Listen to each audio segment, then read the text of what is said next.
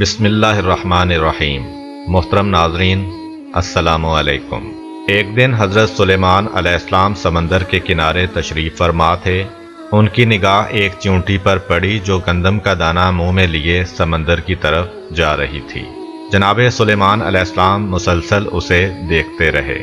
وہ چیونٹی چلتے چلتے سمندر کے کنارے پہنچی۔ اسی لمحے ایک مینڈک نے پانی سے اپنا سر باہر نکالا۔ اس نے منہ کھولا، چیونٹی اس کے منہ میں داخل ہو گئی اور مینڈک تیرتا ہوا پانی کے اندر چلا گیا۔ حضرت سلیمان علیہ السلام کافی دیر تک حیرت میں ڈوب کر اس بارے میں سوچتے رہے۔ اچانک وہی مینڈک دوبارہ پانی سے باہر آیا۔ اس نے منہ کھولا اور چیونٹی اس کے منہ سے باہر نکل آئی، لیکن گندم کا دانہ اس کے منہ میں نہ تھا۔ حضرت سلیمان علیہ السلام نے اس چیونٹی کو طلب کیا اور اس واقعہ کے بارے میں اس سے پوچھ گچھ کی۔ چیونٹی نے کہا، اے پیغمبر خدا، اس سمندر کی گہرائی میں ایک پتھر ہے جو اندر سے خالی ہے، اس میں ایک کیڑا رہتا ہے۔ اللہ تعالیٰ نے اس کیڑے کو اسی مقام پر خلق کیا ہے، وہ وہاں سے نکل نہیں سکتا اور میں اس کے لیے کھانا لے جاتی ہوں۔ اللہ تعالیٰ نے اس مینڈک کو مامور کیا ہے کہ وہ مجھے پانی کے اندر اٹھا کر اس پتھر کے پاس لے جاتا ہے اور اپنا منہ اس کے سوراخ پر رکھتا ہے۔ میں اس کے منہ سے باہر نکل کر اس کیڑے کے پاس جاتی ہوں اور گندم کا دانہ اس کے پاس رکھ آتی ہوں۔ یہ مینڈک میرے انتظار میں رہتا ہے، میں واپس اس کے منہ میں داخل ہوتی ہوں اور یہ پانی میں تیرتا ہوا مجھے سمندر سے باہر لے آتا ہے۔ حضرت سلیمان علیہ السلام نے چیونٹی سے کہا، جب تم اس کے لیے گندم کا دانہ لے کر جاتی ہو تو کیا اس سے کبھی کوئی گفتگو بھی سنی ہے؟ چیونٹی نے کہا، ہاں، وہ کہتا ہے، اے وہ ذات کہ جس نے میرے لیے اپنے رزق کو سمندر کی گہرائی میں اس پتھر کے اندر نہیں بلایا، اپنے مومنین بندوں پر اپنی رحمت کو نہ بلا۔ حضرت امام زین العابدین علیہ السلام فرماتے ہیں، چنڈول ایک خوش آواز پرندے کا نام ہے۔ چنڈول کے سر پر تاج ہونے کی وجہ یہ ہے کہ حضرت سلیمان علیہ السلام نے اس کے سر پر دست شفقت پھیرا تو اس طرح کا تاج اس کے سر پر بن گیا تھا۔ ایک دن چنڈول چاہتا تھا کہ اپنی مادہ کے ساتھ ملاپ کرے، لیکن مادہ چنڈول اس کام پر راضی نہ تھی۔ نر چنڈول نے اس سے کہا، مجھے اس کام سے مت روکو، میں چاہتا ہوں کہ تم سے میرا ایک بچہ ہو جو ذکر خدا کرے۔ مادہ چنڈول نے جب یہ بات سنی تو اپنے شوہر کا مطالبہ قبول کر لیا۔ پھر جب انڈے رکھنے کا وقت آیا تو وہ انڈے رکھنے کی جگہ کے بارے میں پریشان تھی۔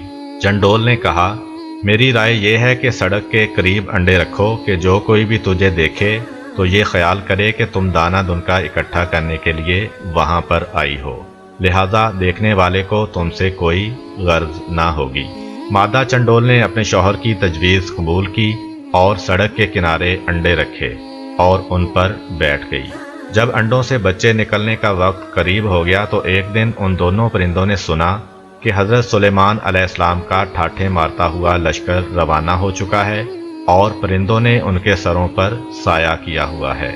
مادہ چنڈول نے اپنے شوہر سے کہا، حضرت سلیمان علیہ السلام اپنے لشکر کے ہمراہ ہماری طرف آ رہے ہیں تاکہ یہاں سے عبور کریں۔ مجھے خطرہ ہے کہ میں اور میرے انڈے اس لشکر کے پاؤں کے نیچے کہیں نابود نہ ہو جائیں۔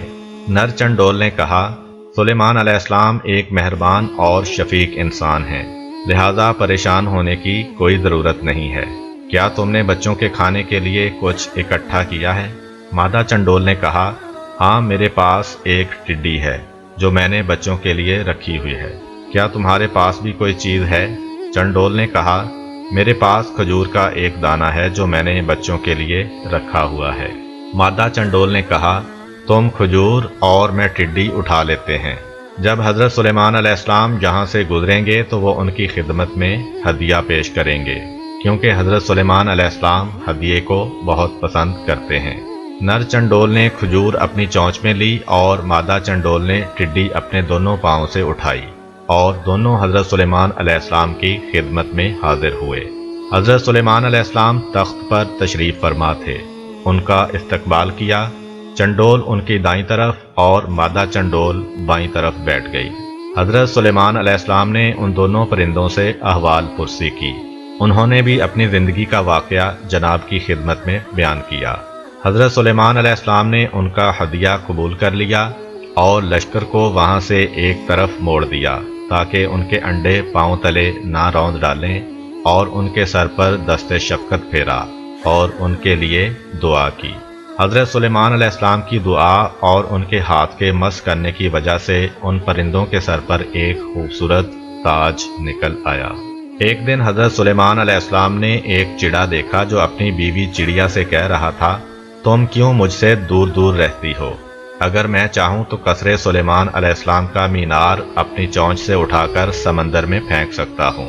ہوا نے اس کی بات کو حضرت سلیمان علیہ السلام تک پہنچا دیا۔ حضرت سلیمان علیہ السلام اس کی بات سن کر مسکرائے، پھر ان دونوں کو طلب کیا اور چڑے سے فرمایا، تم کیسے میرے محل کا مینار چونچ میں اٹھا کر سمندر میں پھینک سکتے ہو؟ چڑے نے کہا، نہیں اے رسول خدا، مجھ میں ایسی طاقت نہیں ہے، لیکن بعض اوقات شوہر اپنی بیوی کے سامنے بڑا بنتا ہے اور شوخیاں بگاڑتا ہے۔ ظاہر ہے عاشق کی کسی بھی بات پر اس کی سرزنش نہیں ہوتی۔ حضرت سلیمان علیہ السلام نے چڑیا سے کہا، تم کیوں اپنے آپ کو شوہر کے حوالے نہیں کرتی ہو جبکہ وہ تمہیں دل سے چاہتا ہے؟ چڑیا نے جواب میں کہا، اے پیغمبر خدا، وہ عاشق نہیں ہے، فقط عشق کا دعویٰ کرتا ہے، کیونکہ وہ میرے علاوہ کسی اور کے ساتھ بھی عشق کرتا ہے۔ اس بات نے حضرت سلیمان علیہ السلام کے دل پر گہرا اثر کیا۔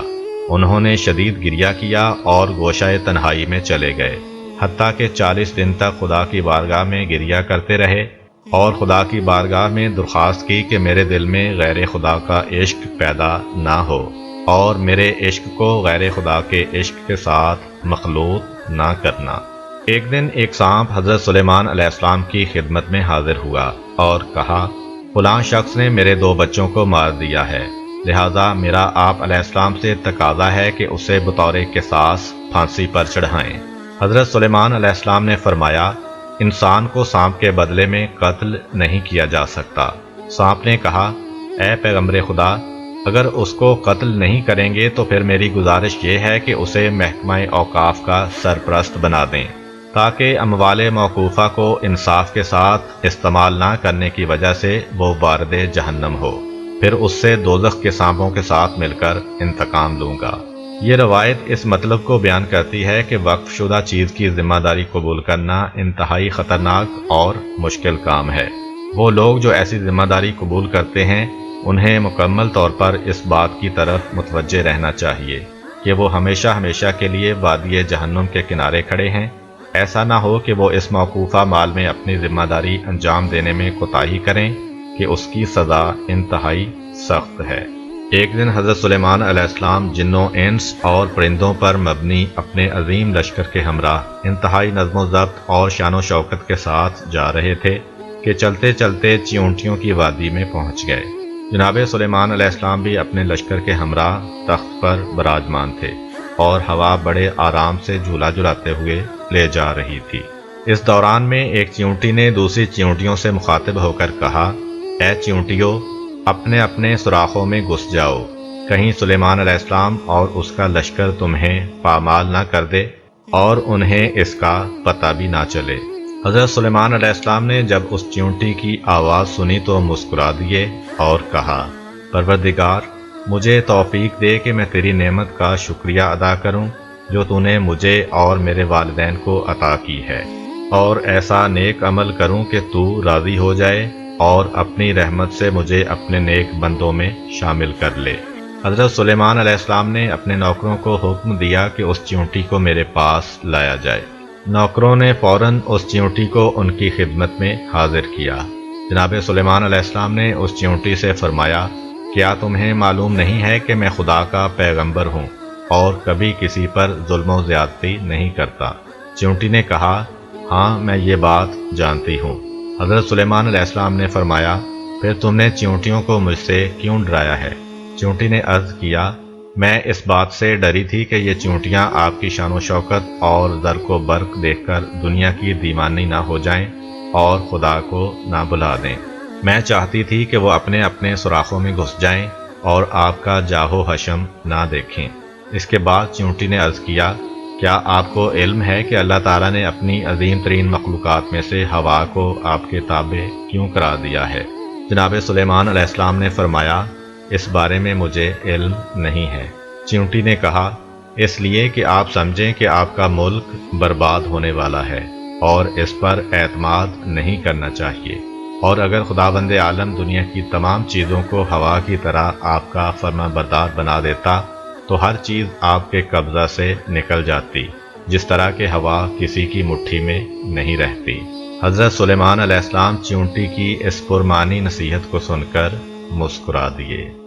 اگر آپ کو ہماری ویڈیو اچھی لگی ہے تو ویڈیو کو لائک کریں اور مزید اس طرح کی ویڈیوز دیکھنے کے لیے ہمارا چینل سبسکرائب کر لیں۔ ملتے ہیں نیکسٹ ویڈیو میں، اجازت دیجیے، اللہ حافظ۔